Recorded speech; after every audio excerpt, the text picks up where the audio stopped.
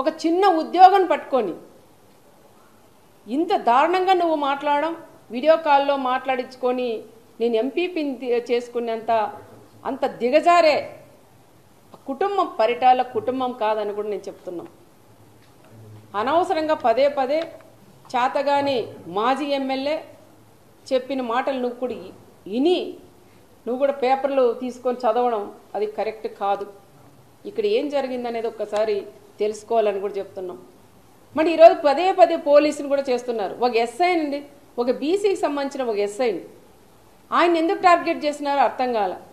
ఆయన పదే పదే ఒక మాజీ సీఎం లెవెల్లో ఉండే వ్యక్తి ఒక బ్రోకర్ అంటాడు, ఒక ఎస్ఐ వచ్చి మన వీడియో కాల్లో మాట్లాడించినామంటారు.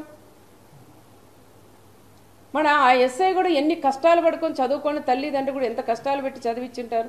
ఒక ఎస్ఐ అయితే ఎస్ఐది ఏముంటుందండి, పై స్థాయి వాళ్ళు ఏం చెప్తే చేసేవాళ్ళు. ఆ ఎస్ఐని ఏదో రకంగా ఆ తోపు చెప్పిన మాటలని విని ఆ ఎస్ఐని ఏదో రకంగా సస్పెండ్ చేయించాల. నీ గవర్నమెంట్లో ఉన్నాడు, 5 ఏళ్ళు ఆయన పక్కన పెట్టేశావు.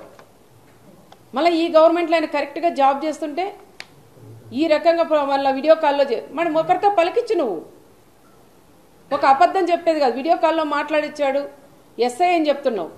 మరి ఒక్కరితో అయినా మీరు పలికించగలరా? అనవసరంగా మీరు పోలీసుల మీద కూడా పోవడం అది తప్పు అని చెప్తున్నాం.